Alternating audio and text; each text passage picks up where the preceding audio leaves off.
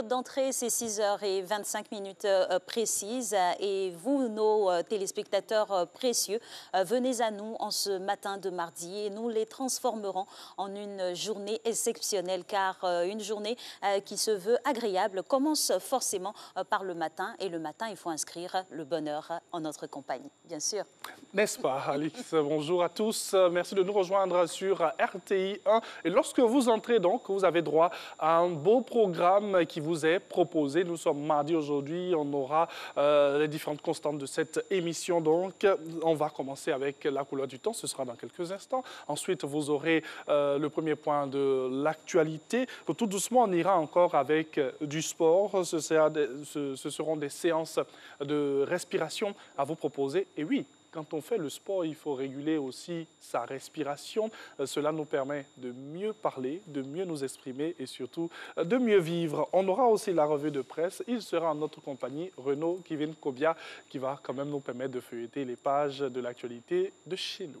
Tout à fait. Et sur l'état civil complet de M. Renaud Kobia, on va recevoir après le chef d'Aguerre qui a une touche spéciale aujourd'hui au niveau vestimentaire et bien sûr sa belle recette du jour à nous proposer. Après quoi, vous savez, on démarre tout de suite après les échanges, mais en amont, on aura bien sûr Mr. Everyday finalement qui sera là pour son deuxième Flash Afrique Inter et Madame Georgette Kwasi-Bois qui nous accompagne depuis le démarrage de cette saison viendra pour la dernière du Code citoyen aujourd'hui. On parlera de période de vacances et de citoyenneté. Comment meubler, agrémenter au mieux pour rester dans les bons codes de la citoyenneté en ces périodes de vacances qui s'annoncent palpitantes. En fin d'émission, on a droit, bien sûr, au droit, car c'est mardi. Ce sera en compagnie de Monsieur Landry Couillot. Voilà ainsi décliné et déroulé le sommaire de notre émission. On espère que le programme vous sied. En tout cas, on est parti pour 90 minutes de pur bonheur.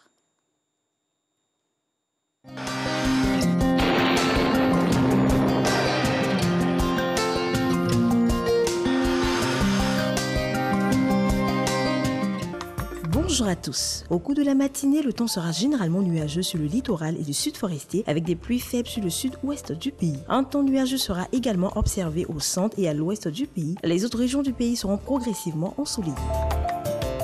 Les températures prévues pour la matinée, on notera 24 degrés à Abengourou, Abidjan et Adiaké, 23 degrés à Bondoukou et Boaké, 24 degrés à Bouna, 23 degrés à Bontéali et Daloa, 24 degrés à Dimbokro, 23 degrés à Gagnoa et Guiglo, 22 degrés à Korogo, Man et Odéné, 24 degrés à San Pedro, Sassandra et Soubré, 23 degrés à Tabou, 24 degrés à Tiasalé, 23 degrés à Touba et Yamsoukro. Durant l'après-midi, les régions du sud forestier et du littoral resteront nuageuses et des pluies parfois orageuses seront observées notamment dans le sud-ouest. L'ouest, le nord-est et l'est observeront des orages isolés avec des averses de pluie en fin de période. Côté température, le mercure affichera pour cet après-midi 31 degrés à Abengourou, 30 degrés à Abidjan et Adiaké, 33 degrés à Bondoukou et Boaké, 34 degrés à Bouna et Bondiali, 33 degrés à Daloa et Dimbokro, 32 degrés à Gagnoa, 33 degrés à Guiglo, 34 degrés à Korogo, 32 degrés à Man et Odéné, 31 degrés à San Pedro et Sassandra, 32 degrés à Soubré, 33 degrés à Tabou et Tiasalé, 34 degrés à Touba et enfin 33 degrés à Yamsoukro. Merci d'avoir suivi ces informations sur le temps. Je vous souhaite de passer une très bonne journée en compagnie des programmes de la RTI.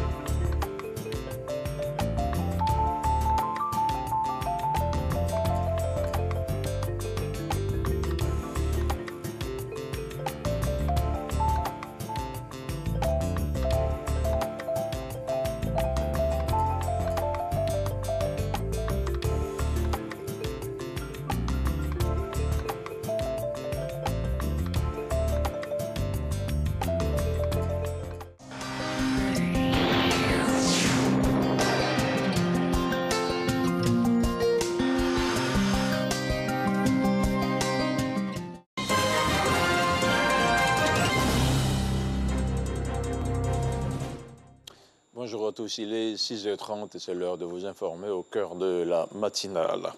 Un séminaire sur la contribution de la diplomatie économique à la mobilisation des financements extérieurs pour la mise en œuvre du plan national de développement, le PND, se tient à Abidjan. Il a pour objectif de donner le maximum d'informations sur le plan de gouvernance. En retour, les diplomates doivent être de véritables relais dans leurs pays respectifs. Le reportage d'Éric Goré. Membres du gouvernement, diplomates, économistes et financiers, pour un objectif commun. Cet objectif vise à faciliter la mobilisation des financements extérieurs pour la mise en œuvre du PND 2021-2025. Ces personnalités reçoivent des feuilles de route dans leurs domaines respectifs.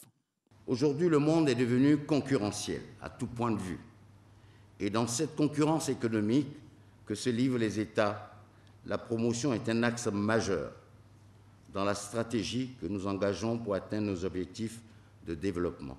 Notons que grâce au travail acharné du gouvernement, l'économie de la Côte d'Ivoire est parmi les plus dynamiques du monde. Malgré le contexte de la Covid-19, l'économie ivoirienne a démontré sa résilience avec un taux de croissance de 2% au moins, avec des bases qui sont donc demeurées solides.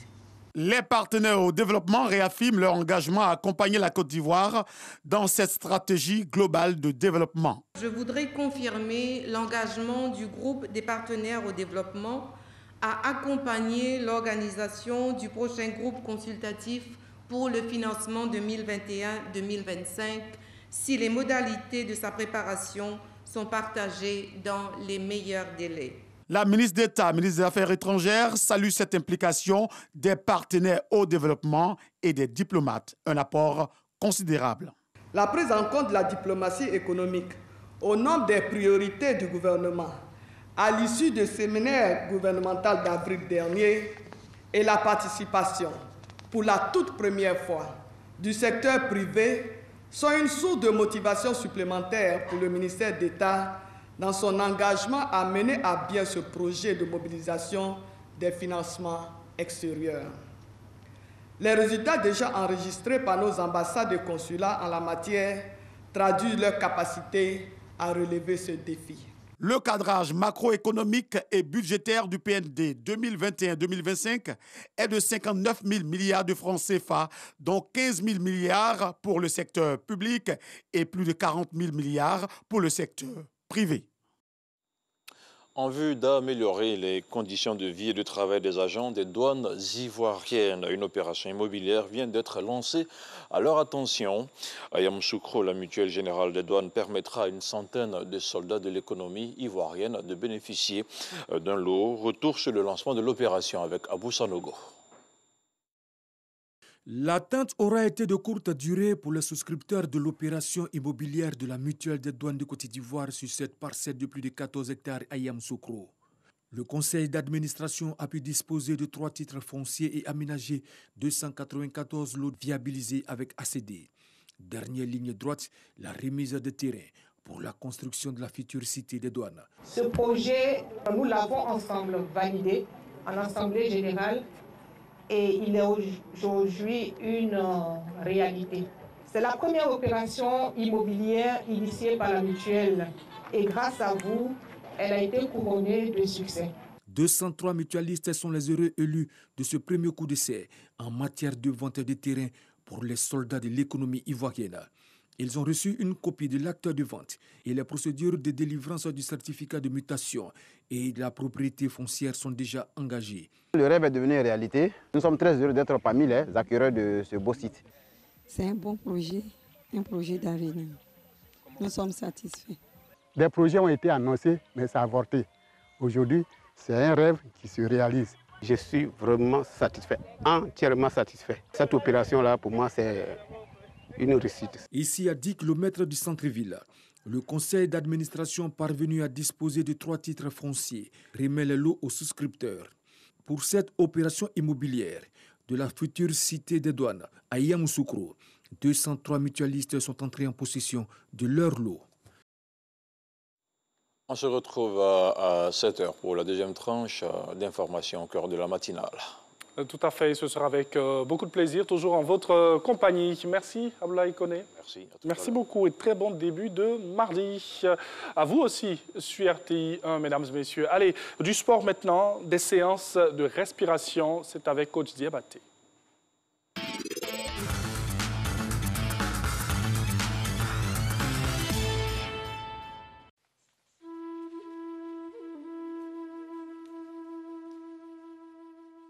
Bonjour, bonjour, je suis à la maison, Coach Diabaté pour vous servir.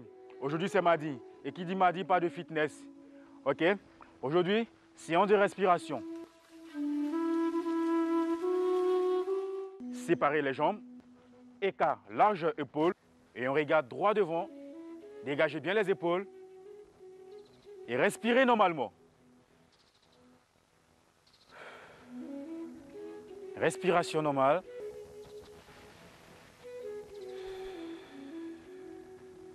Sachez que cet exercice de respiration a pour but de modifier les muscles, apporter de l'oxygène aux muscles pour les différentes activités que nous allons mener. OK? Toujours dans cette posture, séparer les jambes, les mains bien dégagées, épaules bien dégagées, le long du corps. Et inspirez. Restez.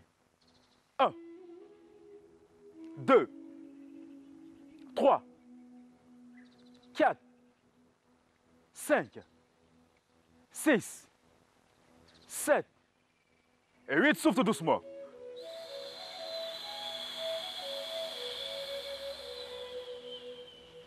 Les mains devant. Serrez bien fessiers, toujours contractez bien abdominaux. Inspirez en ouvrant.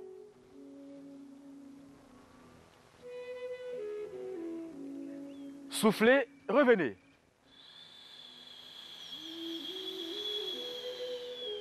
Inspire encore.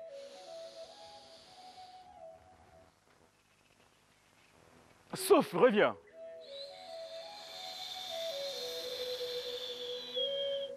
Inspire. Et reste. 1, 2, 3, 4, 5, 6, 7 et 8. Souffle tout doucement. Posez les mains. OK. Inspire en montant les mains à la verticale.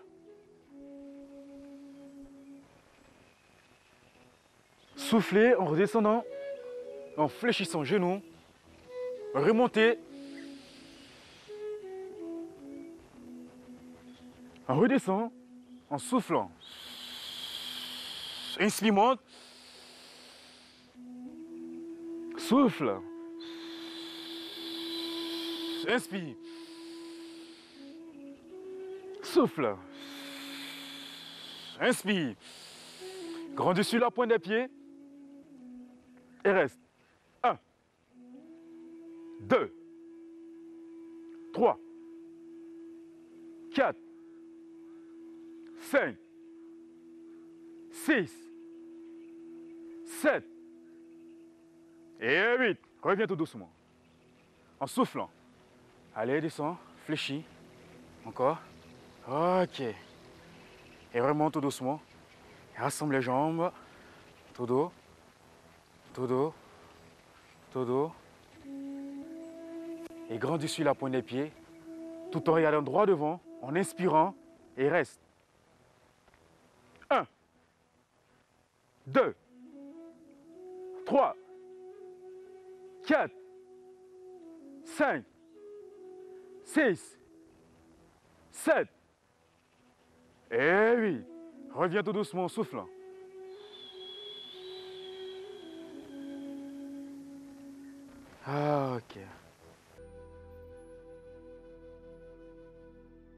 Et Et voilà, suave petite séance avec quelques sonorités du pays du soleil levant. Ça relaxe et ça permet de vraiment dégager les voies respiratoires pour s'élancer dans le futur et pourquoi pas continuer sa course. Et nous, on continue notre course dans cette matinale avec le petit-déj à vous proposer, toujours en compagnie de notre chef Daguerre qui est là aujourd'hui dans la tenue traditionnelle des chefs.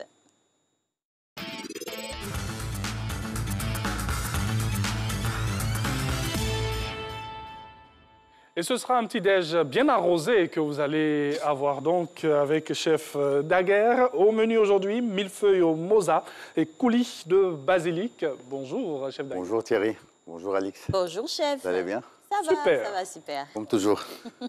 Effectivement. Ok. Voilà. Qu'est-ce qu'on a? Oui, dites-nous. Ok. Aujourd'hui, on a réalisé une recette à la base de la pâte feuilletée. C'est une pâte à base du beurre, 80% du beurre. Par exemple, si on utilise 250 grammes de farine, on utilise 200 grammes de beurre. C'est une pâte croquante, si on a vu. C'est des millefeuilles. Elle s'appelle millefeuille car dedans, il y a beaucoup de feuilles même. La pâte, quand elle est en cuit, il y a beaucoup de feuilles. C'est une superposition de beaucoup de feuilles. C'est ça, c'est ça. Et on a de certains mille, les feuilles. Ok, donc on a utilisé aussi la mozzarella fraîche avec. C'est un fromage italien, trop tendre. D'accord. Et puis dedans, on peut voir. On n'a même pas besoin de boire quelque chose avec, autant qu'il est juteux. Ok, donc on commence ici. On a une petite fromage crémeuse. Ok. Sur la pâte feuilletée.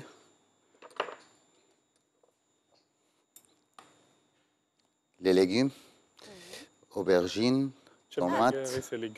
C'est des aubergines. Ouais. Aubergines grillées au four avec de l'huile d'olive, sel, poivre. Ok, comment ça se passe après? Le fromage, courgettes, huile d'olive, sel, poivre aussi. Aubergines aussi. Ça doit être bon, ça. Tomates. Bon appétit. Amen. Ok, un peu de coulis de basilic. C'est basilic, huile d'olive simplement. Un peu d'ail. On sent que ça vient d'un beau jardin. Tout à fait.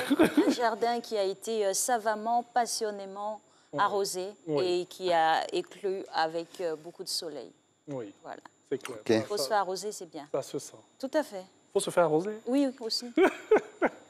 Un peu de fromage crémeux. Et là, aujourd'hui, je vais utiliser un ingrédient importé de France. Qui est? C'est asperge. Asperge, c'était asperge sauvage. Ah. C'est pas l'asperge normale. C'est trop fin. Trop sympa. On le poêle simplement vite fait. On en a de plus gros dans les asperges. Oui, il y a beaucoup de tailles des asperges. Il y a beaucoup de couleurs. Il y a deux couleurs dans les asperges, vert et blanc. Il y a violet aussi, mais c'est rarement qu'on le trouve. Il y a le taille petit, moyenne, et il y a le sauvage, et ça pousse seul. Ça, c'est pas l'être humain qui l'aide à pousser. Donc, mais c'est comestible. Oui, c'est comestible. Voilà. Oui, c'est comestible. C'est créé comme ça. Okay. J'adore. Il dit c'est créé comme ça. Ouais. À l'origine de la création, mais voilà. Tous les légumes qu'on a, c'est l'être humain. On a venu à cette terre, on a trouvé ça, on a appris à les agriculteurs. Oui. Comme ça qu'on parlait de jardin tout à l'heure. Ben voilà. Un peu de coulis. Son potager. Pardon, j'ai oublié ma cuillère derrière. Il n'y a pas de problème. Et ça, c'est quoi? Ça, c'est du basilic fraîche. Ah, ok. Qu'on peut cultiver aussi à la maison, en avoir à portée de main. Oui. Ça sent très bon. C'est trop simple de cultiver à la maison dans un petit pot avec du sable. On achète la basilic. À peu près, les plupart des basilics qu'on achète, merci. La plupart des basilics qu'on achète, il y a des racines. Il y a des racines en bas. Okay. Donc, simplement, on prend un verre, on le remplit eau à demi, et puis on pose le basilic qui a du racine dedans. Okay. On le laisse 2 à 3 jours. Après, on le met dans le sable et on le laisse. Dans une semaine, on va voir que ça commence à pousser. Et seul, hein? On n'apporte pas de l'eau pour arroser avec? Non, non, non, on apporte de l'eau. Un peu d'eau. Pas trop. Chaque jour, un peu de l'eau. C'est mieux de ne pas arroser avec un verre, avec le spray. Le spray. D'accord. À part ce que vous faites là avec le basilic, là, qu'est-ce qu'on pourrait faire à la maison? Qu'est-ce qu'on pourrait faire avec le basilic, par exemple? Les sauces. Les sauces. Ça, c'est d'abord. On peut assaisonner avec. On peut assaisonner avec. Dans les sandwichs crus, comme il est comme ça, on peut faire des infusions avec, par exemple, l'huile d'olive. Si on a beaucoup d'huile d'olive, on prend des feuilles de basilic. Les feuilles de basilic qui sont anciennes chez nous, au lieu de les jeter, on prend les anciennes feuilles, on les met avec l'huile d'olive et on les laisse une semaine. Ça va infuser. On peut ajouter des zestes de citron avec. Ça donne un goût vraiment trop sympa. D'accord. C'est comme ça, c'est ça. C'est trop. Donc ici, nous avons notre millefeuille au mozart, voilà, et avec des coulis de basilic. Qu'est-ce qu'on ajoute là, à l'instant? C'est fleur du sel. Ah, d'accord. Et puis des graines de baie rose. Le baie rose, c'est un poivre rouge. Et là, petit assaisonnement. Et puis la mozzarella fraîche, toujours, je conseille, quand on utilise, on met pincée du sel, pincée du poivre en dessus, car le goût, il est un peu fade, c'est beaucoup plus crémeux. Donc, pour remonter son goût, on doit ajouter les assaisonnements. Juste un peu de sel. Un peu de sel. D'accord. Fleur du sel. Comment? Fleur du sel. La fleur du sel. La fleur du sel. La différence, c'est quoi? C'est des graines de sel, oui, sel non. aussi? Le processus, quand on fait le sel, maintenant, ça, c'est sel de mer. D'accord. Ça, c'est le sel de mer. De mer. Donc, il y a plusieurs processus quand on fait le sel. OK. Donc, on met l'eau de la mer dans des lacs. Oui. Et on laisse l'eau évaporiser. D'accord. Donc, dans la première semaine, avant que l'eau sèche et on obtient le sel, dans la première semaine, on voit sur la face de l'eau une croûte. C'est cette croûte-là qui est le sel le plus fort, le plus bon. Et on n'ajoute rien, ni iode, ni rien. Ah, c'est naturel. Naturel. On l'écume et on le vend. Pour cela, il est aussi trop cher. D'accord. Ça sort en petite quantité aussi. D'accord. D'accord. C'est cher, mais c'est la qualité. C'est ça, c'est la qualité. Et puis si on utilise par exemple 10 grammes de sel normal, ça on utilise 1 gramme. Super. Ça la différence aussi. Mais chef, peut-être qu'on va revenir sur le petit coulis de basilic. Comment on le fait? Comment on l'obtient? Parce que moi, je penserais, on met dans le mixeur et puis c'est tout, c'est pas ça. Hein? Le basilic, le coulis de basilic, on le met dans un robot de cuisine, dans un mixeur, un peu d'huile, on le mixe, sel, poivre, petite gousse d'ail, et puis à la fin, on met un peu de citron, jus de citron. Aussi, quand on met le jus de citron, ça éclaircit le couleur vert aussi. Le couleur vert, ça sort plus. C'est ça le pesto ou pas? Non. C'est pas le pesto, c'est différent. Il n'y a pas anchois dedans, il n'y a pas fromage. C'est coulis de basilic. C'est le basilic qui sort. OK. Et les aubergines? Tout à l'heure, vous avez dit qu'on fait revenir les aubergines. Comment on le fait? Non, c'est au four. Ah, c'est au four. C'est au four. Okay. C'est l'huile d'olive, degré 180 degrés au four, et 10 minutes. D'accord. Il ne faut pas que ça soit trop cuit, car les aubergines, c'est comme une éponge. Ça absorbe tout l'eau, tout l'huile. Donc, il faut qu'on le cuise sur une haute température et vite pour le garder comme ça. Pas déchiré, avec son goût. D'accord. J'imagine le goût, en tout cas. Mais tout à l'heure, on aura la possibilité de... Oui, je suis sûr. On va goûter tout. Il répond, il dit, je suis sûr. Ouais. Et demain, on va donner les impressions aux spectateurs. On leur dira. Ben, d'accord, on rappelle rapidement les ingrédients nécessaires pour cette belle petite recette. On a la pâte feuilletée, les tomates, les aubergines, courgettes, la mozzarella fraîche, les basilics, fromage crémeuse, et puis on a notre ingrédient spécial aujourd'hui, les asperges sauvages, et puis les baies roses, graines de baies roses. OK. Merci. Sans oublier Merci pour vous. la fleur de sel. Oui.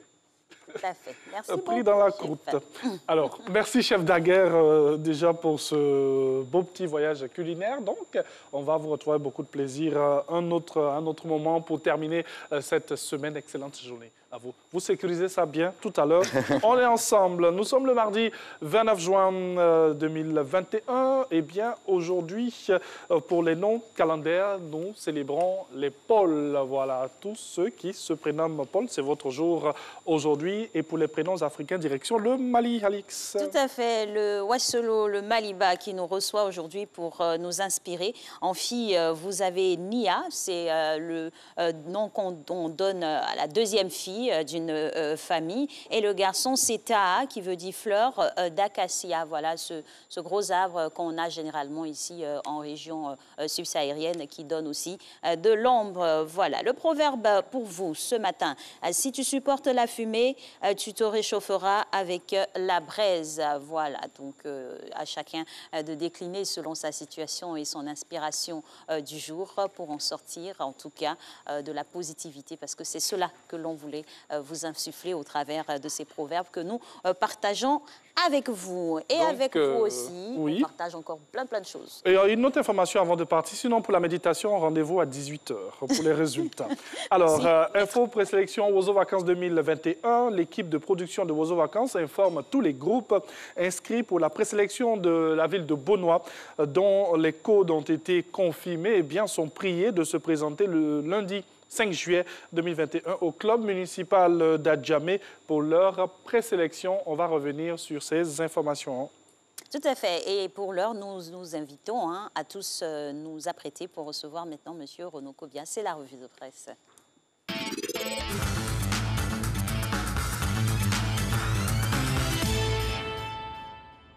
Bonjour à M.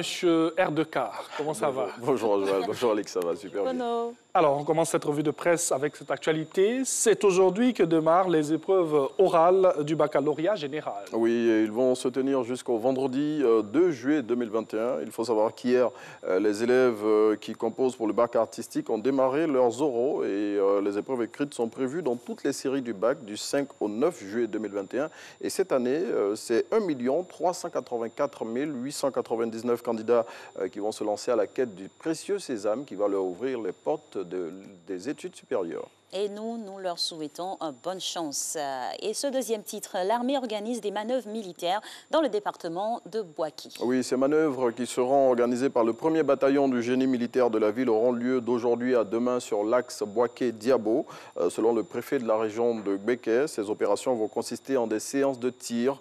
Et le premier responsable du département de Boaké, dans une note dont l'Inter a reçu copie, a indiqué que toutes les dispositions ont été prises pour ne pas perturber la circulation et surtout les activités des populations.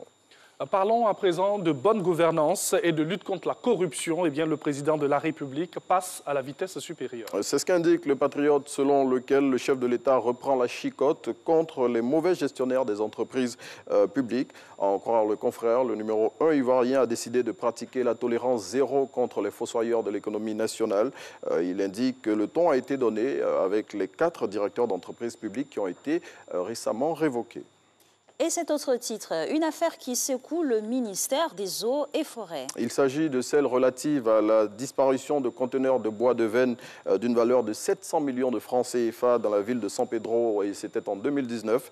À ce sujet, le ministre Alain Richard Danvaï, dans une note largement diffusée dans la presse de ce jour, a décliné la responsabilité de son département dans cette affaire et y a rappelé à l'occasion son engagement dans la lutte contre toute forme de criminalité forestière. Plus de précisions dans Soir Info. Et on parle maintenant politique. Actuellement, entre le FPI et le PDCI, c'est « Je t'aime, moi non plus ». Oui, c'est ce que révèle le nouveau réveil selon lequel Laurent Gbagbo, avec son retour au pays, a cimenté l'alliance entre les deux partis politiques. À en croire le confrère, l'ex-chef d'État a déclaré à Mama, son village natal où il séjourne depuis le dimanche dernier, être heureux du rapprochement entre le PDCI et le FPI et a dit sa volonté de poursuivre cette relation. Et vous nous proposez un chiffre dans cette revue de presse aujourd'hui? Oui, 103. Et il faut savoir que c'est le nombre de permis de conduire qui a été retiré à des mauvais conducteurs par la commission spéciale de suspension et de retrait de permis de conduire sur la période de janvier à juin 2021, selon Fraternité Matin. Et on termine avec du sport. Donc, Euro 2021, fin de parcours pour la France. Oui, les derniers finalistes de la compétition ont été éliminés par les Suisses hier à l'issue d'un match palpitant qui s'est terminé sur le score de 3 buts partout. Et c'est l'épreuve des tirs au but qui a été fatale aux Français qui se sont inclinés à 5 tirs contre 4. Et à noter que Kylian Mbappé, le fantasque attaquant du Paris Saint-Germain, a raté son pénalty. Vous n'êtes pas obligé de le mentionner. Hein. Franchement, vous auriez pu ne pas le mentionner. C'est quoi cette douleur apportée à ma personne? C'est l'info majeure de cette séance de tir au but. Franchement, mais c'est douloureux. Oui, mais bon, c'est aussi ça la compétition. Oh là là. On ne peut pas toujours gagner. En plus, le ballon rond, le match, il n'est jamais gagné par la France. Hein. Et puis rater un pénalty, ça arrive. Ça arrive surtout il y a de grands noms qui ont raté des pénaltys. Didier Drogba pour ne citer que celui-là d'ailleurs. Oui. Il n'est pas le seul. Hein. Mais il reste. Dans cette équipe ancienne des éléphants, il n'est pas le seul. Hein. Oui. On peut encore scander d'autres noms, mais bon. On va compter et porter tous nos espoirs sur... C'est le nom que j'ai retenu. J'entends là on me dit Niawasité. Bon, ça dit en passant. Voilà un peu quoi. Mais merci beaucoup, Renaud, pour cette revue de presse. On vous accompagne avec ce mot. Hein. Oui. Nous vous aimons.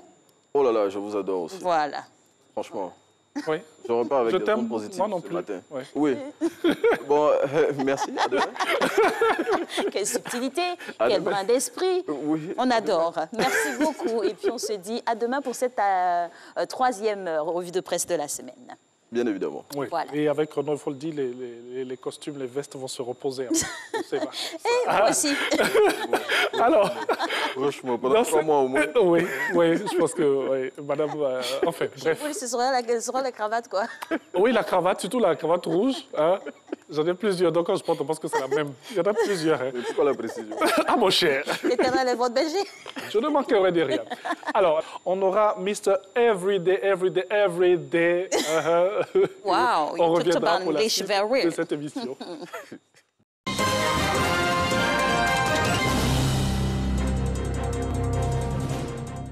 Bonjour à tous et merci de nous rejoindre à nouveau pour l'actualité internationale au cœur de Matin Bonheur. L'administration intérimaire du Tigré a quitté lundi Mekele, la capitale de cette région du nord de l'Éthiopie, où l'armée affronte depuis près de 8 mois des forces loyales aux anciennes autorités locales dissidentes. Le Tigré, il faut le rappeler, est en proie au combat depuis le lancement en novembre 2020 par le Premier ministre Abiy Ahmed d'une opération militaire pour renverser les autorités locales dissidentes issues du TPLF, entendez par là le Front de libération du peuple du Tigré. Annoncé comme brève, cette opération de maintien de l'ordre s'est transformée en conflit de longue durée marqué par de nombreux récits d'exactions sur les civils. Les 193 pays membres des Nations Unies ont échoué à se mettre d'accord sur le budget pour l'année à venir des opérations de paix qui expirent le 30 juin prochain. Un désaccord qui pourrait conduire à un gel de toutes les missions onusiennes. L'absence d'accord vient notamment de la Chine et de pays africains qui ont multiplié les demandes dans ce sens. Le budget des opérations de la paix, une vingtaine dans le monde, s'élève à environ 6,5 milliards de dollars et couvre chaque année une période de 12 mois, débutant en juillet. 5 jours après l'effondrement d'un immeuble près de Miami, le bilan s'est alourdi à 10 morts hier lundi. Les recherches désespérées se poursuivent pour retrouver 151 personnes manquantes dans les décombres. Parmi les personnes portées disparues, on compte au moins 29 latino-américains issus d'Argentine, de Colombie, du Paraguay, du Chili et de l'Uruguay. 2 grandes grues sont utilisées pour retirer prudemment les débris. Les pompiers qui travaillent dans la chaleur et l'humidité sont épaulés par des technologies de recherche par l'image et par le son pour tenter de localiser des poches d'air avec d'éventuels survivants, même si l'espoir s'amenuise à mesure que les jours passent. En France, cette fois-ci, soulagement pour le monde de la musique et de la nuit. Les concerts avec du public debout seront à nouveau autorisés dans le pays à partir du 30 juin et les discothèques rouvriront à compter du 9 juillet, a annoncé hier lundi le gouvernement. Le redémarrage de ces lieux de fête sera uniquement sur présentation d'un pass sanitaire, preuve de vaccination complète contre la Covid-19, test négatif récent ou preuve d'une contamination à la Covid-19 Covid-19 entre 6 mois et 15 jours plus tôt, avec des capacités d'accueil réduites à 75% pour les événements en intérieur. Et le masque y sera fortement recommandé sans être obligatoire, a détaillé le gouvernement après une réunion à l'Élysée avec les représentants du secteur. Je vous propose d'écouter ici le ministre français délégué au PME. Nous passons aujourd'hui à une nouvelle étape. Et le président a choisi cette journée du 21 juin pour annoncer la réouverture des discothèques à compter du 9 juillet prochain, avec un accès réservé à ceux qui pourront produire un pass sanitaire et avec la possibilité d'avoir pour les discothèques à l'extérieur 100% des normes habituelles et à l'intérieur 75%, en précisant qu'à l'intérieur, le port du masque ne sera pas obligatoire. On reste en France avec les caplas, ces petites planchettes en bois que l'on retrouve dans des coffrets à jouets de millions d'enfants à travers le monde. 4 scouts téméraires en ont empilé plus de 11 000 pour former la plus haute tour de capla du monde, culminant à plus de 18 mètres. L'exploit a pris place dans la nouvelle salle d'escalade de Mulhouse, la plus haute de France, qui dispose d'un mur de 25 mètres de haut. Les jeunes bâtisseurs sont aussi montés le long du mur d'escalade encordé pour accumuler 11 200 caplas sur 133 étages. L'édifice n'a pas été bâti au hasard. Les constructeurs sont partis avec un hexagone au centre et 3 branches formant un Y, gage de solidité. On parle maintenant de sport. Quand le comité international olympique a annoncé que le skateboard serait au programme des JO de Tokyo, l'Allemande Lili Stolpfacius n'avait que 8 ans. Aujourd'hui, elle en a 14 et elle sera la plus jeune sportive à représenter son pays lors de la quinzaine olympique. La triple championne d'Allemagne concourt dans les épreuves du parc qui propose aux riders d'exécuter des figures très aériennes dans une cuvette profonde dotée de relief. Du sport toujours et cette fois-ci du football avec notamment l'Euro 2020 en France. C'est la désillusion pour les champions du monde en titre. Les Bleus ont été battus au terme d'un match à rebondissement par la Nati qui obtient une qualification historique au terme d'un match épique. Les Suisses défieront les Espagnols en quart de finale vendredi soir à Saint-Pétersbourg. Et justement l'Espagne au terme d'un match à 8 buts complètement fou. L'Espagne a fait tomber la Croatie accrocheuse lundi à Copenhague sur le score de 5 buts à 3 en 8e de finale de l'Euro 2021. Voilà, c'est tout pour ce flash d'informations que je termine en saluant la petite communauté ivoirienne au Congo, Brazzaville, notamment le sieur Touré, Patrice, qui regarde Matin Bonheur tous les jours. Du côté du Congo. Donc, voilà. Merci beaucoup. À vous. Merci.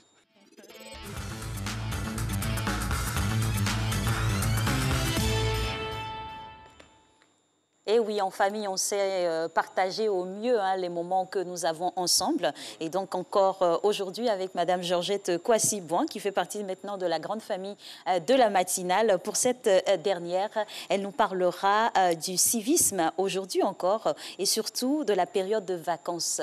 Bonjour Madame Kouassi. Bonjour Alice. Bonjour. Bonjour. Et bienvenue. Merci.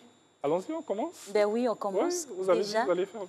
Nous sommes en fait dans la période de vacances. Oui. Et donc, pour nous, cette période-là, véritablement, doit être utilitaire. C'est-à-dire, certes, c'est une période de loisirs, une période de détente, une période où, véritablement, on arrête de travailler. On pense, en fait, à s'aérer un peu l'esprit, le corps. Mais aussi, en fait, profiter de... prendre, en tout cas, une partie de ces vacances-là pour les mettre à profit pour la communauté. C'est pour cela qu'on parle de vacances citoyennes. C'est-à-dire comment est-ce qu'en tant que citoyen, je peux véritablement capitaliser cette période-là pour participer un peu à des activités, à des actions véritablement qui impactent positivement sur ma communauté, sur les membres de la communauté, sur en fait mon pays en général. D'accord. Dès lors qu'on sait exactement la connotation citoyenne qu'on veut donner à nos vacances, comment cela est meublé pratiquement, concrètement? Concrètement, bon, c'est-à-dire il faut regarder autour de soi. C'est-à-dire quand on est dans notre communauté, regarder autour de soi, qu'est-ce qui peut être fait, qu'est-ce qui peut être entrepris. Comment est-ce que, par exemple, je peux réunir des jeunes, des enfants, par exemple, pour soit leur apprendre peut-être l'anglais, voilà, pendant les vacances, c'est-à-dire être utile aussi à la communauté. Comment est-ce que, par exemple, dans mon village, il y a un chantier, par exemple, il y a une école à bâtir, hein. Ils ont besoin de main-d'œuvre. Comment est-ce que j'organise les autres? Ou bien comment moi-même je m'implique personnellement à pouvoir contribuer en tout cas à construire cette école, cet hôpital. Voilà, c'est véritablement, il faut être imaginatif et puis trouver véritablement une action en tout cas une action potable à mener pour que quand on finit ces vacances, on dit c'est vrai, je me suis véritablement aéré, mais aussi j'ai apporté quelque chose à la communauté. Il ne faudrait pas en fait passer son temps, prendre le temps là, oui c'est vrai, on va s'aérer, mais aller faire de l'abus de l'alcool, voilà, se dire que non, ce sont des vacances de sorties intempestives qui n'ont pas en fait véritablement beaucoup de sens. Mais dire comment est-ce que je peux rendre ces vacances très agréables pour moi, bien sûr, mais aussi pour les autres. Alors, on va aller palier par palier. On va être avec peut-être les parents. Hein. Nous avons chez nous à la maison ces enfants qui ont certes passé des examens, ou d'autres qui passent en classe supérieure. Nous sommes dans les vacances commencent.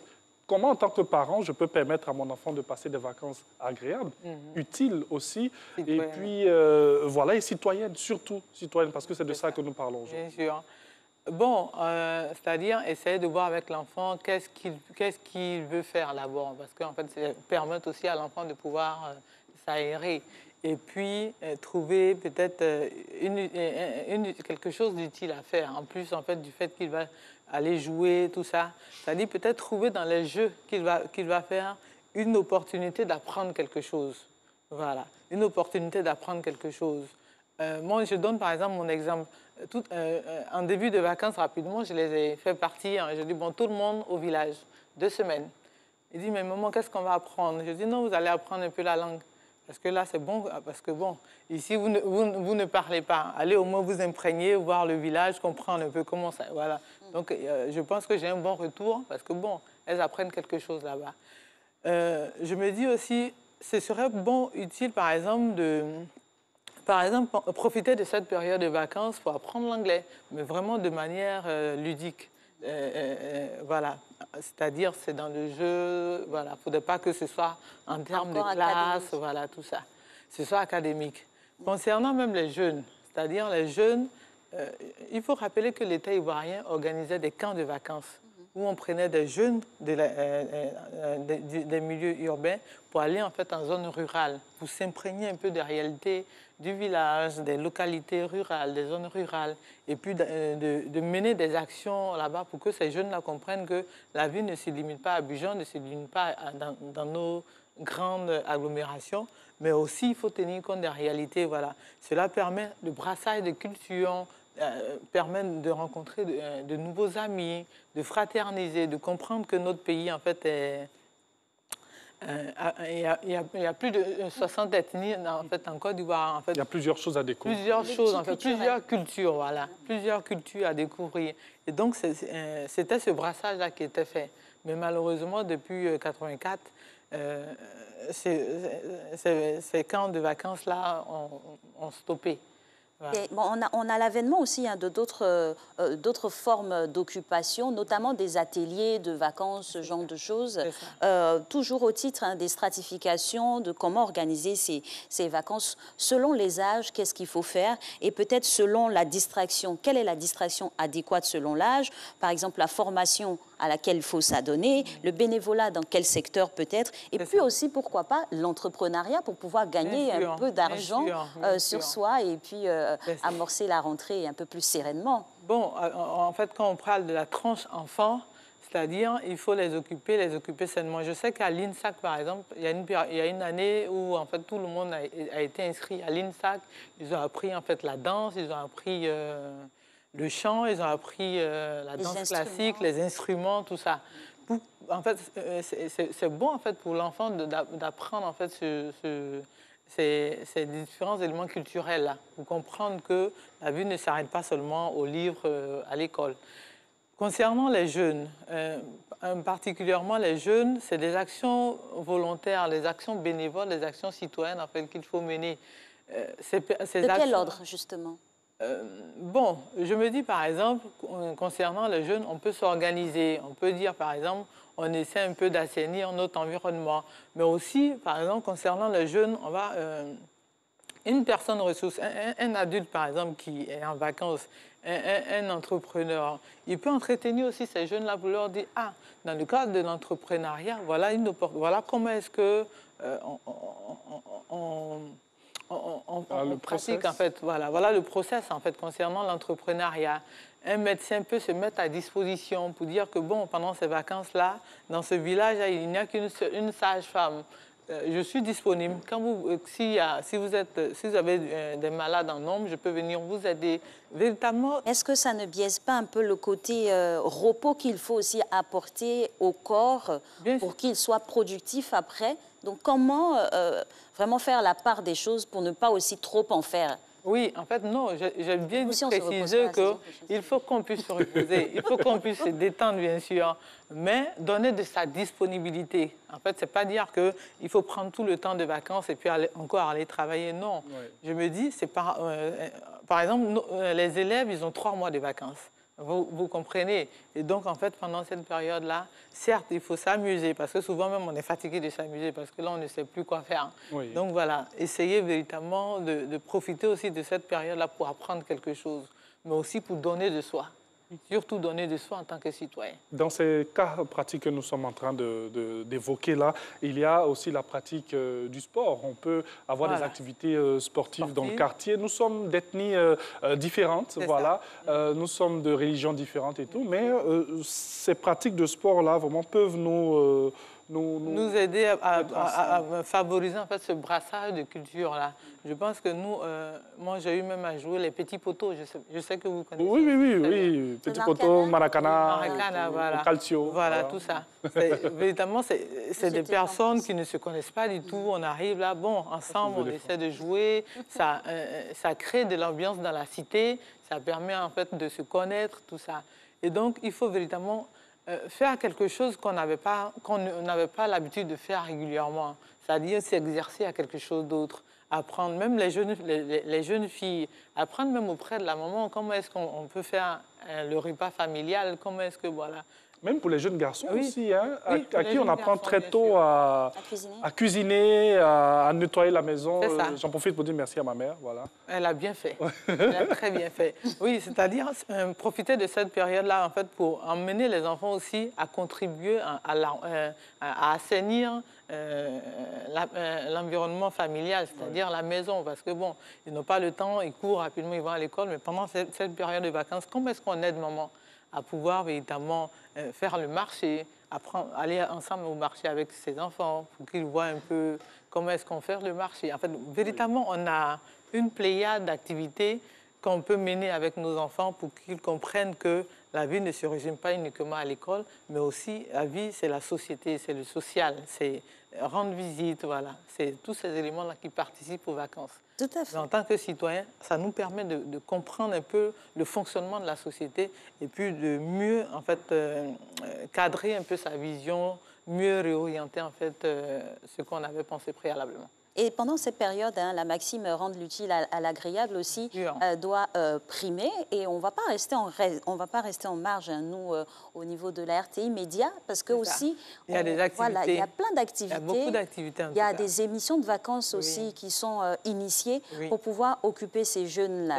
Ça rentre dans la ligne droite de la citoyenneté. Ça rentre véritablement dans la ligne de la citoyenneté aussi. Parce qu'en fait, par exemple, quand on a l'émission Variétoscope, quand on a Podium, vous voyez, vous, avec les enfants, avec vos vacances, ils apprennent beaucoup. C'est des talents que l'on découvre à travers vos vacances. Hein, parce que quand vous voyez des enfants qui font des contes, qui font du théâtre, qui font de la danse, véritablement, on se rend compte qu'ils ont du talent. En fait, c'est des talents cachés qui sont exprimés à travers ces émissions de vacances. Là, on tenait véritablement à féliciter la RTI pour ces émissions-là qui qui rassemble en tout cas les jeunes. Parce que quand aux vacances passent, par exemple, je sais que tous mes enfants, ils sont très concentrés. Il en est de même aussi pour les jeunes. On veut voir les derniers pas des danses, voilà, tout ça.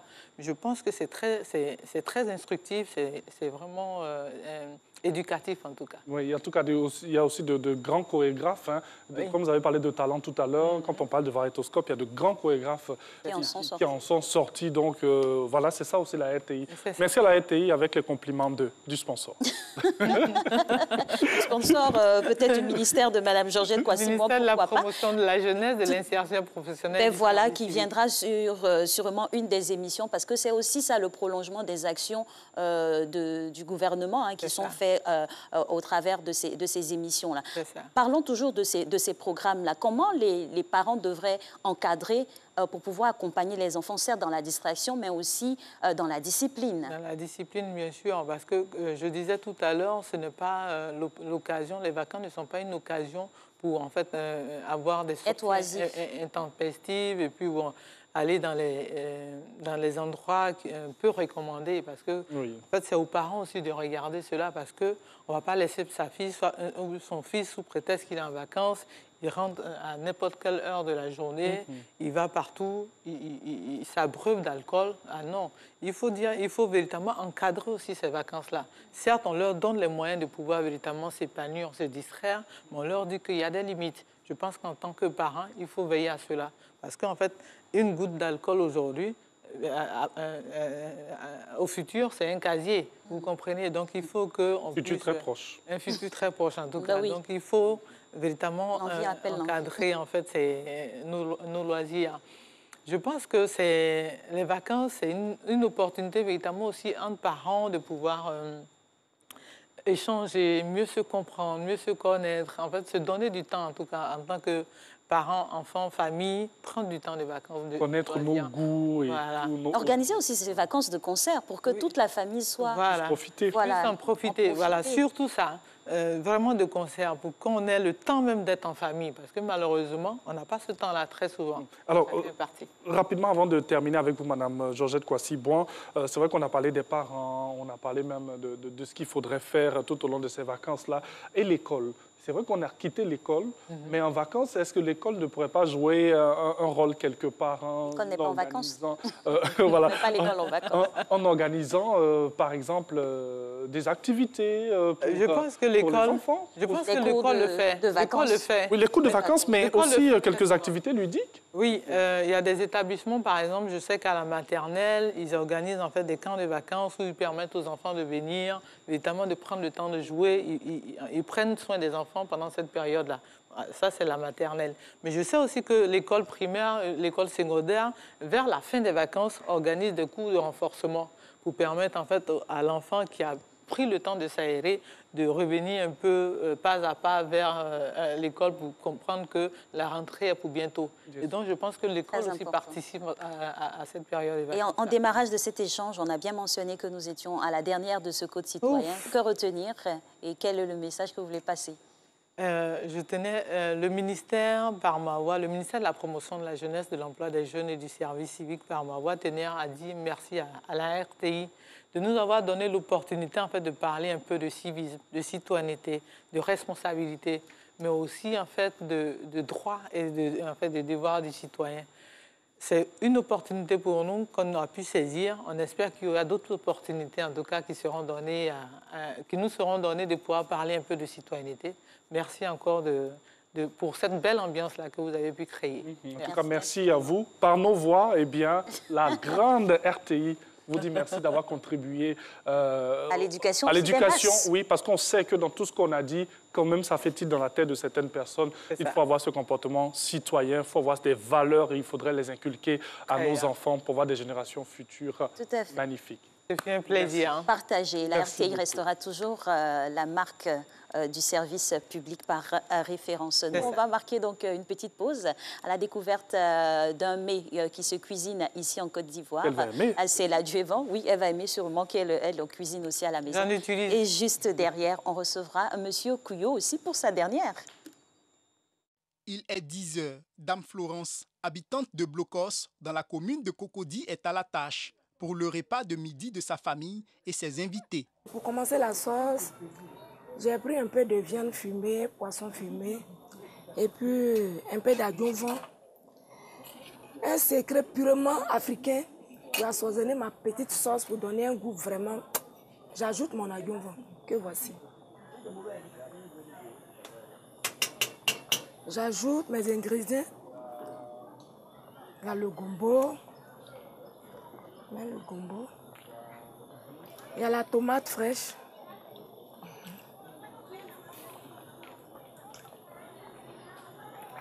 J'ajoute un peu d'oignon. Et puis quelques boules de piment. Je dois les récupérer après pour écraser. Je mélange le tout. Maintenant, j'attends que le gombo et puis la sauce se mélangent bien. J'ai fait quelques minutes en attendant que ça mijote un peu. Une fois le repas servi, les invités passent à la dégustation. Ma première fois de manger de la sauce adjuvant et vraiment je suis content. Waouh, la sauce est délicieuse. C'est ma première fois de goûter la sauce avec de l'adjuvant. Je suis très content. Pour Dame Nathalie, restauratrice dans la commune d'Angré à Abidjan, l'adjuvant, utilisé comme assaisonnement dans tous ses mets, est une histoire qui dure depuis une dizaine d'années. Chacun vient, ils vont manger. Il faut que je me presse pour faire tout rapidement pour que chacun gagne son plat. C'est Gnagna qui est premier. Deuxième sauce, je mets adjuvant aussi, sauce graine. Arachide aussi, je mets un peu d'adjuvant. Feuille aussi, je mets un peu d'adjuvant. J'ai fini de préparer. L'adjuvant se mange avec toutes les sauces. Chaque client gagne pour lui, chacun prend pour lui. En Côte d'Ivoire, l'assaisonnement le plus connu et le plus utilisé tant dans les ménages que les restaurants est l'adjuvant. Il se distingue des autres assaisonnements de par sa forte odeur. C'est ici, au quartier Zimbabwe, dans la commune de Port-Boué à Abidjan, que sont basées les productrices. Chez nous, les gagnants, on appelle ça la éhoulée. C'est un très bon poisson. C'est le travail ça là qu'on fait ici. C'est ça, on se débrouille avec ça. C'est un très bon poisson. On met dans la sauce. Ça là, avant de mettre dans la sauce, là, tu enlèves la peau. Si tu finis d'enlever la peau, là, tu laves très bien. Alors là, c'est prêt, c'est prêt. Quand on finit, on coupe le ventre là pour enlever le caca là dedans. Quand on finit d'enlever le caca là, on met dans l'eau. Avec sel, on met sel dedans et puis on met dans l'eau. Au moins pendant 3 jours. On enlève, on met au soleil. Ça reste une semaine. Si ça a trop duré, peut-être s'il n'y a pas de soleil, là, ça peut faire au moins 2 semaines pour que ça soit bien sec. Là, même si ça fait au moins 2 ans avec toi, là, ça ne gâte pas. Les gens viennent prendre pour aller. C'était bien frais. Parce qu'on appelle adjuvant. Donc on met dans l'eau. On met 2 jours, ça devient mou. Quand ça devient mou, là, il lave avec grillage bien blanc. Et puis il prend l'eau, le pop, il reste bien bon. Quand il reste comme ça, il met sel là, sel blanc comme ça. Quand il met sel dessus, là, il met des gros paniers. Et puis il ferme. Quand il ferme comme ça là, et puis l'eau là, sel là, tire l'eau là bien bon. Il place dans le panier, il m'appelle à Djamé. Ça quand son plus. Quand poisson quitté au port pour venir, il met sel là, dans cuvette là. Et puis il ramasse poisson, il met dedans. Il a mis sel là encore pour taper. Pour mettre dans un gros panier. L'eau là, ça sort. On ferme. Et puis l'eau là, ça sort. Si l'eau là sorti 2 jours, 3 jours, on ramasse pour placer dans un petit panier. On trie gros, petit, pour tâcher. Ça s'en va jamais. Ce poisson. Pendant son cours sur le poisson fermenté et séché, Dr Augustin Kwame, spécialiste des animaux marins à l'université Félix Houphouët-Boigny de Cocody, parle de l'adjuvant. L'adjuvant est utilisé depuis les temps anciens pour assaisonner les sauces, disons les plats, les mets, avant l'apparition des cubes d'assaisonnement. Donc, soit la maman utilise, ou bien les transformatrices, ou bien les restauratrices vont utiliser l'adjuvant, parce qu'il y a déjà du sel dedans. On va saupoudrer le poisson lorsqu'il est fermenté, jusqu'à ce que le sel s'imprègne dans le poisson, afin qu'il ne se détériore pas vite. Quand on consomme l'adjuvant, il y a des bienfaits.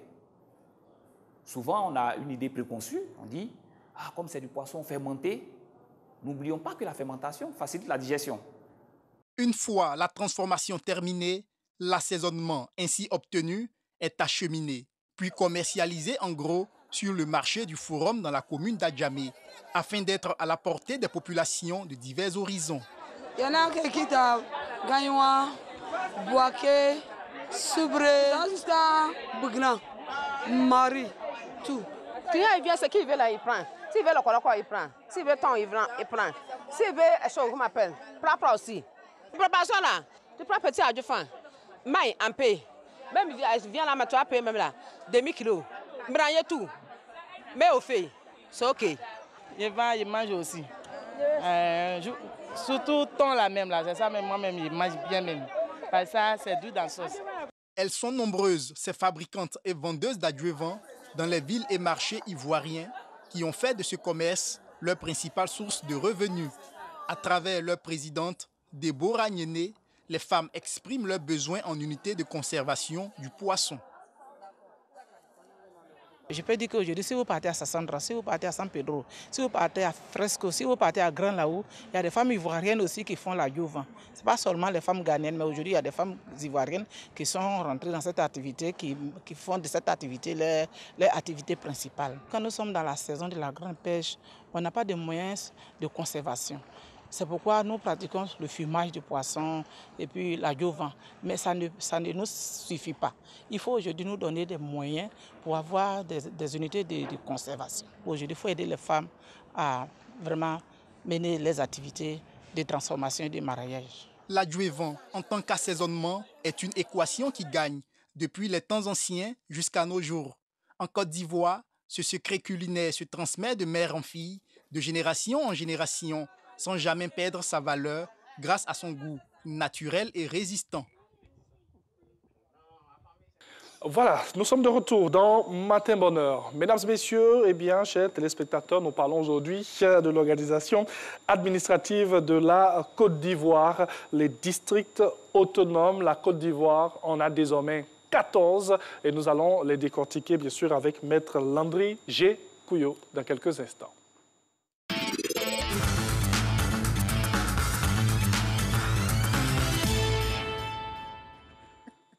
Et oui, c'est toujours avec un grand plaisir qu'on est en sa compagnie, Maître Landry Gaye-Couillot, pour être plus complet. Oui. Et il est conseiller juridique avec lui. On parle des districts autonomes. On le sait depuis peu, nous avons maintenant 14 districts. À la tête, on a plusieurs personnalités. On va essayer de comprendre déjà leur mission et puis, dans un premier temps, les énumérer aussi pour la lanterne des uns et des autres. Bonjour, Maître.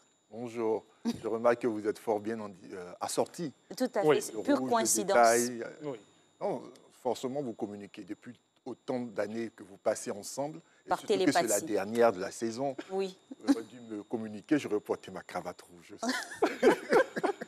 Non, c'est pas bien grave. C'est pas bien grave, mais je pense que la saison prochaine, on aura... Mais c'est accordé avec du rouge, du blanc. Et oui. Voilà. J'aime bien les rayures aussi. Le blanc, rouge. Oui. Bon. D'accord. On revient au district. C'est mieux. Voilà, parce que vous m'envoyez là. Étant dans le district d'Abidjan, on va parler maintenant des autres districts. C'est bien de cela qu'il s'agit. Alors, je voudrais déjà vous remercier pour le sujet, parce qu'il est d'actualité et il porte un intérêt certain pour les populations, parce qu'il faut faire la remarque, et c'est une remarque qualitative, que la collectivité des citoyens de Côte d'Ivoire s'intéresse tout particulièrement à l'organisation même de l'État ivoirien et à son fonctionnement, à son animation. Il y a quelques années, ça serait passé sous silence, de manière anodine. Mais aujourd'hui, avec l'annonce de la création, encore que je vais faire la précision, ces districts n'ont pas été créés il y a quelques semaines. Ils ont été créés depuis 2014. C'est la loi qui les a créés. Il y a eu donc des décrets d'application, donc qui les met en fonction, qui leur permettent de pouvoir avoir une existence matérielle qui date d'il y a quelques semaines.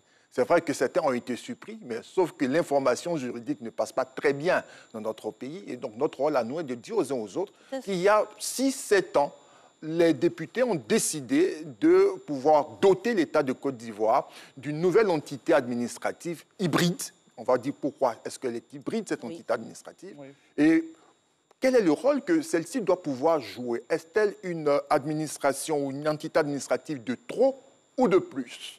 Donc, notre mission à nous aujourd'hui est, en plus de rassurer les uns et les autres, de pouvoir donner l'information juridique certaine pour que les uns et les autres puissent se faire une appréciation de l'opportunité, de la nécessité d'une telle création. Alors, ressortons donc cet aspect hybride. Et qu'est-ce que c'est qu'un district autonome? Alors, un district autonome est une entité administrative à assise territoriale, comme la mairie, comme la commune, comme il s'agit de la région en tant que collectivité territoriale ou circonscription administrative. Donc, on a une assise territoriale, un espace, un aire géographique sur lequel sera donc érigée une autorité et une administration, laquelle aura donc à avoir une mission spécifique à lui donner, de sorte à pouvoir satisfaire de manière certaine les besoins de la population qui y vit. Alors, on pourrait se dire, mais nous avons déjà des circonscriptions administratives, que sont la région, le département, la sous-préfecture et le village. Nous avons les collectivités territoriales, qui sont la région aussi en tant que conseil, le conseil régional. Nous avons la commune. Pourquoi alors le district autonome? En quoi est-ce qu'il sert réellement? Nous disons que le district autonome est une entité administrative particulière dans le sens où, dans son mode de création et de fonctionnement, on emprunte un peu aux circonscriptions administratives, donc aux entités déconcentrées, et un peu aux collectivités territoriales, dans le sens où, dans son organisation, le district autonome aura un conseil du district, comme le conseil régional ou le conseil municipal. Il aura un bureau du conseil et il aura surtout un gouverneur, pas un ministre-gouverneur. Oui, parce que l'appellation... C'est important de faire la précision. Il y a un abus de langage. La loi est claire. Les décrets d'application sont clairs. Jamais je n'ai lu dans ces textes-là le terme ministre-gouverneur. C'est plutôt gouverneur avec rang de ministre. C'est deux choses différentes. Voilà, donc il faut éviter le fameux abus de langage parce qu'on a une démarche aussi didactique et pédagogique. Très bien. Alors, lorsque vous avez cette nomenclature, vous vous rendez compte qu'on a donc ce gouverneur-là qui est nommé en Conseil des ministres. Donc, il y a un décret qui le nomme. Quand on est nommé et qu'on a la fonction d'être une autorité avec assise territoriale, cela relève de la déconcentration parce que vous relevez directement du président de la République, chef de l'État. Mais lorsqu'au-dessus de vous, il y a un organe délibérant qui est un conseil, lequel est constitué de deux catégories de personnes. La première catégorie de personnes aux 2/3 sont les conseillers municipaux et conseillers régionaux, dont des personnes qui ont déjà été élues par les populations, qui devront être désignées au sein de leur conseil pour pouvoir siéger au conseil du district. Et ensuite, nous avons la deuxième catégorie de personnes qui est constituée des personnes qui sont représentatives de l'activité économique, sociale, culturelle et scientifique du ressort du district. À ceci, il faut ajouter les représentants des organisations de développement, mais aussi les personnalités qui sont issues de ce district-là et qui comptent réellement, non pas parce que ces personnes-là font plus de bruit que d'autres, mais font preuve de véritables compétences prouvées et approuvées par les leurs. Et dans cette multiplicité, on va dire, de décentralisation de l'administration, comment chacun trouve sa place et comment est faite la synergie des actions pour pouvoir avoir un résultat efficient? Le texte est clair. Le texte, il est clair. Il ne peut pas avoir d'ambiguïté. La loi est claire. Et on a un État sérieux. Les gens sont sérieux. Les gens font des études. Donc, ils ne peuvent pas se permettre de mettre en conflit de compétences différents organes. L'État a pour but de pouvoir organiser un meilleur maillage du territoire afin de pouvoir encadrer au mieux toutes les populations sur l'ensemble du territoire ivoirien. Les districts autonomes ont deux missions en termes d'attribution. La première mission est celle d'assurer la coordination, le suivi et l'évaluation des actions de développement économique, social et culturel qui sont exécutées par les autres entités administratives. C'est le censeur. Sur le terrain, vous êtes sûr qu'il ne peut pas avoir... Pourquoi? Parce que le texte, il est clair. Et secondo, parce qu'il y a des mesures d'accompagnement en termes de formation, en termes d'encadrement pour l'ensemble des acteurs de développement. Actuellement, je vais trahir une confidence, toute la collectivité ou la communauté de nos gouverneurs se trouve actuellement à la primature pour des mises au point.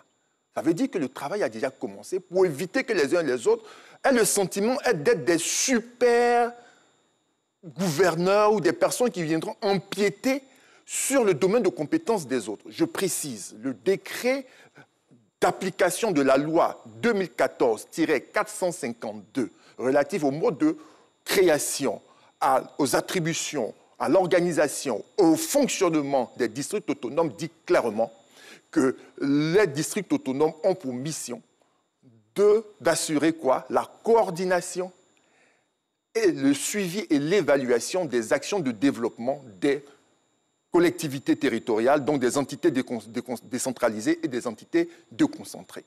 Ça, c'est la première des choses. Ça veut dire quoi, coordonner? Coordonner, c'est veiller à ce que tout ce qu'il faut pour la réalisation de quelque chose soit mis en place et mis à la disposition de celui qui est en charge d'exécuter le projet ou le programme.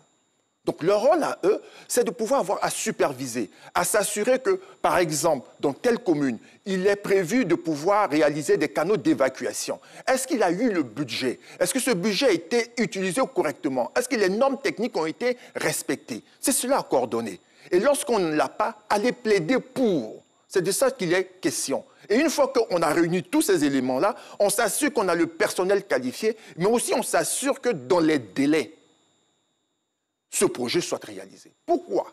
Parce qu'on se rend compte que beaucoup de projets ont été entamés, initiés, n'ont jamais été achevés, mais lorsqu'ils sont achevés de la manière la plus médiocre possible. Donc c'est de l'argent qui est perdu. L'État, le gouvernement ivoirien veut s'assurer désormais que les projets entamés arrivent à terme au bon moment et que l'argent qui est investi soit effectivement utilisé pour. Il n'y a plus suffisamment d'argent, il faut comprendre ça. Et les ressources coûtent cher et les populations sont de plus en plus exigeantes. Donc on se dote de 14 antennes sur l'ensemble du territoire national avec pour fonction de s'assurer que les grands projets menés par l'État de Côte d'Ivoire en termes d'aménagement du territoire, en termes d'infrastructures routières, en termes de sécurité, d'adduction d'eau courante, d'électricité, tout ça arrive à terme. Donc on a 14 antennes qui s'assurent de la coordination, du contrôle et de l'évaluation de ces projets-là. Le second élément est qu'il est innovateur. Il est à la limite ambitieux en termes d'administration. C'est que l'on dote nos districts d'un moyen qui relève des sociétés dites organisées et évoluées. On nous dit clairement qu'on attend de ces districts-là autonomes d'assurer, d'inciter et d'animer des études de prospective. Pas de prospection, mais de prospective, qui amène à l'analyse stratégique et à l'intelligence économique. Pourquoi? Parce qu'aujourd'hui, on ne voudrait pas que la vision de développement de la Côte d'Ivoire procède d'Abidjan. Je suis à Abidjan, je suis dans mon bureau et je pense qu'au niveau du Woroba, donc du district du Woroba, il faudra avoir ceci ou cela. C'est le Woroba qui va suggérer au gouvernement le type de développement qui lui convient en fonction des projections qu'il a de lui dans 15, 20, 30, 40 ans. Donc, on se rend compte que le modèle de développement de la Côte d'Ivoire va partir depuis la base, être adopté, absorbé par le sommet et rendu par celui-ci en termes de programmes et de projets. Ça, on fait une avancée significative. C'est une sorte de participation des citoyens à la vision de développement. On se rend bien compte que la vision de développement ne va pas procéder d'un seul individu, fût-il président de la République, qui viendrait vous imposer son mode de fonctionnement, la vision qu'il a de la Côte d'Ivoire. On voudrait avoir une vision qui se fait participative, où tout le monde y apporte quelque chose et que le président de la République est le leader qui se donne la capacité de traduire en actes ce que les populations aspirent. OK. Alors, en définitive, avec tout ce que vous êtes en train de dire, on pourrait se dire effectivement que ce ne sont ni des structures de trop ni de plus. Ah non! Ce sont des structures nécessaires dans le cadre de la modernisation. Depuis quelques années, et ça c'est un souhait que les uns et les autres ont manifesté, on avait souhaité que l'État de Côte d'Ivoire se modernise au niveau de son administration publique. Pour nous autres scientifiques, praticiens du droit, on a en face de nous une étrangeté, parce qu'on a un organe qui est hybride. Donc on est curieux de voir comment est-ce qu'il va fonctionner. Parce que même si, comme disait Emmanuel Kant, le problème, ce n'est pas l'organisation, ce sont les hommes qui animent l'organisation. Aujourd'hui, ils ont en leur main, l'État de Côte d'Ivoire a ensemble un instrument de développement intéressant. Un instrument de coordination, un instrument d'évaluation, de suivi de ces projets, mais aussi un bureau d'études. Un bureau d'études avec 14 antennes sur l'ensemble du territoire national, mais aussi de véritables pôles de développement appliqués à différentes régions de Côte d'Ivoire. Toute la question se pose sur comment va-t-on animer, et nous savons que l'animation de ces différents districts va dépendre intimement des gouverneurs qui ont été nommés. ont-ils le profil en fonction des missions qui ont été confiées à ces différentes structures. Et toujours dans la dynamique de développement des différents districts, d'où du découpage territorial, est-ce que ce modèle de gestion, il est nouveau? Parce que quand on a à l'esprit, par exemple, un grand pays comme les États-Unis, où on a aussi des gouverneurs, est-ce que les missions sont similaires? Ou le Nigeria aussi, qui a plusieurs gouverneurs? On s'y approche. Pourquoi? L'État de Côte d'Ivoire tient à préserver ces grands principes constitutionnels, le principe de l'État unitaire. Sauf qu'on est dans une accélération en termes de décentralisation. Donc du coup, lorsqu'on a ces districts autonomes, ça peut nous faire songer, bien sûr, que dans quelques années, on puisse basculer à une sorte d'indépendance de ces différentes entités territoriales, de ces super-régions. Pour le moment, elles ne sont pas indépendantes, elles sont que autonomes. Ces entités-là sont autonomes. Donc, elles dépendent de l'État central, qui demeure unitaire. Mais en termes de fonctionnement, je vous dis, on s'y approche. On voudrait bien sûr que progressivement, les populations puissent prendre le pouvoir, reprendre la main. Vous comprenez? Parce qu'il est difficile aujourd'hui de pouvoir considérer et traiter les aspirations de tous avec une société aussi dynamique. Mais lorsque vous vous organisez et vous donnez un cadre de réflexion, de travail, où les populations ont la capacité de s'y impliquer réellement, bien circonscrits, où les uns et les autres ont une vision très claire de ce qu'ils sont, de là où ils veulent aller, à ce moment, ça aide l'État central à pouvoir réaliser les promesses républicaines, mais aussi veiller à ce que les droits constitutionnels garantis à chaque citoyen soient effectivement respectés et manifestés dans les actes de tous les jours. On va revenir sur un aspect que vous avez évoqué au début de nos échanges, c'est le financement. Oui. Sous nos cieux, lorsqu'il y a des nominations ou des créations de certaines entités, on se demande où on va enlever l'argent pour s'occuper de ces personnes. Voilà, ça c'est la question que les gens se posent dans leur salon et tout. Dites-nous, comment seront-ils financés ces 14, bon, enfin, on va dire... c'est 12 nouveaux. C'est 12 nouveaux districts autonomes, on en avait déjà 2. Alors que les uns et les autres se rassurent. Et encore que les décrets sont mis à la disposition des uns. Le gâteau sera partagé. Il n'y a pas de gâteau. Il y a juste que, en termes de ressources, parce que les budgets se composent en ressources et en dépenses. En termes de ressources, puisqu'on a des organisations qui empruntent aux collectivités territoriales, donc aux entités décentralisées, elles ont pratiquement le même mode de financement que les mairies, que les conseils régionaux. Ça d'abord. Ça veut dire qu'en termes de ressources budgétaires de l'État affectées aux collectivités territoriales, nos districts vont en bénéficier. Mais en plus de cela, il y a l'emprunt. Ils peuvent emprunter. À qui? À d'autres districts, puisqu'il y a forcément des districts qui sont plus nantis que d'autres. Ils peuvent emprunter à des particuliers, à des banques, à des institutions financières ou, bien sûr, à d'autres structures internationales. Mais attention, l'emprunt ne se fait pas de son propre chef. L'État de Côte d'Ivoire est organisé. Il faut d'abord une autorisation préalable de 2 ministères. Le premier ministère, le ministère en charge des collectivités territoriales, et le second ministère, le ministère de l'économie et des finances. Outre l'emprunt, il y a les legs, il y a des dons, il y a des subventions que l'on peut obtenir.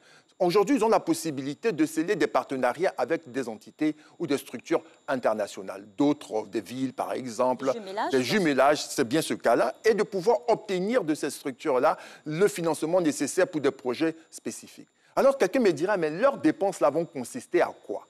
Les dépenses consistent en 2 choses. La première chose, c'est le fonctionnement. On va me dire, voilà, on aura un effectif pléthorique de personnes à qui on va donner encore des salaires. Oui.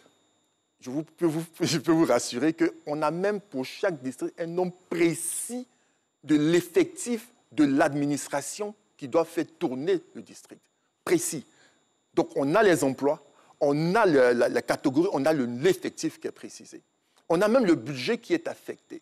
Ça, c'est très clair. Donc, on ne peut pas aller au-delà. On même dit qu'un tiers de l'effectif, donc du personnel du district, doit procéder des personnes qui y accèdent par contrat. Le reste, ce sont des personnes qui ont un statut de fonctionnaire, les 2 tiers. La deuxième fonction des dépenses va porter sur, non pas la réalisation de pompes d'eau ou d'électricité, non, ça, ce n'est pas la charge. Tout à l'heure, je vous ai dit que les districts autonomes ont pour charge d'assurer la coordination, le suivi et l'évaluation. Leur rôle à eux n'est pas celui de construire des routes. Leur rôle à eux n'est pas celui de pouvoir poser des poteaux électriques. Oui. C'est en cela que l'article 26 du fameux décret que j'ai cité tout à l'heure dit clairement que les dépenses d'investissement portent sur le financement des études qui participent à la réalisation des missions. Je vous ai dit qu'ils font des études prospectives. Oui. Donc, leur rôle, c'est ça. Donc, lorsqu'ils doivent dépenser de l'argent en investissement, ce n'est pas pour construire des routes, ce n'est pas pour poser des poteaux électriques ou construire des pompes villageoises. D'ordinaire et de manière classique, c'est de pouvoir financer des études prospectives, des études d'évaluation, des études de suivi. C'est de ça qu'il est question. Sauf que, de manière exceptionnelle, la même loi, le même décret nous dit en l'article 31-33 que les gouverneurs ont la possibilité, c'est même pas une possibilité, doivent chaque année, j'ai dit bien chaque année, faire un rapport qu'ils soumettent au président de la République à l'occasion d'une rencontre.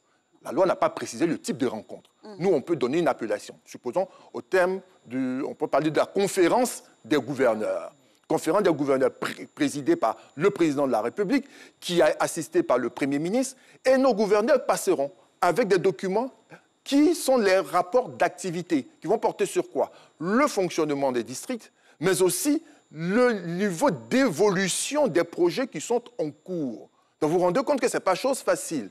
Donc on peut avoir une conférence ordinaire annuelle, mais ils ont aussi la possibilité, parce que la loi ne leur interdit pas, d'avoir des sessions extraordinaires de cette conférence-là, des gouverneurs, donc en cours de l'année, sur des sujets d'ordre du jour qui est spécifique et qui leur permettra donc de pouvoir communiquer en termes de partage d'expérience, mais aussi en termes d'informations à partager aux uns aux autres et de coordination de leurs actions, de sorte qu'on ait un développement harmonieux sur l'ensemble du territoire en fonction de la vision générale que l'État de Côte d'Ivoire se donne. Finalement, de ce que vous venez de nous dire, peut-être que c'est ce qui pourrait justifier la nomination de ces personnes qui ne sont pas des visages forcément inconnus du paysage. Tout à fait, tout à fait. La première des choses, il faudrait savoir qu'on n'est pas allé tout de go. Il y a eu d'abord des projets pilotes, comme le district d'Abidjan et celui de Yamoussoukro. C'est en fonction des résultats qu'ont donné ces deux structures-là que l'on a décidé de passer à la vitesse supérieure en mettant en activité les 12 aux autres. Donc, on a les 14. La seconde chose, c'est que lorsque vous décidez en tant qu'État d'enclencher un tel processus, il faut s'assurer d'avoir des personnes qui ont déjà la pratique de l'exercice du pouvoir d'État. C'est important, parce qu'ils ont occupé de hauts postes de responsabilité. Mais vous savez, on a cette organisation-là pour 10, 20, 30, 40 ans. On espère même 100 ans. Donc, on peut toujours améliorer, apporter de l'innovation. Aujourd'hui, c'est le président de la République discrétionnairement qui les nomme. Mais demain, on peut faire un appel à candidature. Demain, on peut demander à ce que le choix du président de la République soit définitivement approuvé par une commission paritaire du Parlement ivoirien. Donc, ça peut évoluer. Mais pour l'heure, il a décidé de faire avec des personnes avec lesquelles il a eu à travailler pendant 10, 11 ans, lesquels lui ont porté certainement satisfaction. Mais je vais préciser une chose. 30 secondes. En 30 secondes. Oui. Il y a 3 critères qui ont décidé du choix des personnes. Le premier critère, c'est qu'on a cherché des hommes de terrain qui connaissent le terrain. Le second critère, ce sont des personnes qui ont la pratique dans l'organisation même de ce projet-là. Donc des personnes qui ont été à la tête du ministère de la fonction publique, de la modernisation de l'administration. Et puis le troisième critère, c'est des personnes qui ont un profil de manager, des personnes qui ont fait d'abord le privé et qui sont arrivées aujourd'hui à exercer des fonctions d'État, comme le ministre Moussa Dosso Moussa, gouverneur du Yoruba, et qui aujourd'hui nous permettent d'avoir 3 grands profils qui vont pouvoir se brasser au cours des différentes conférences et permettre un partage d'expérience pour une meilleure gestion de ces... On leur souhaite bon vent. Eh oui, bon vent et bonne chance. Merci en tout cas à vous. Ça a été un plaisir d'avoir été avec vous tout au long de cette saison aussi et de partager vraiment des sujets passionnant.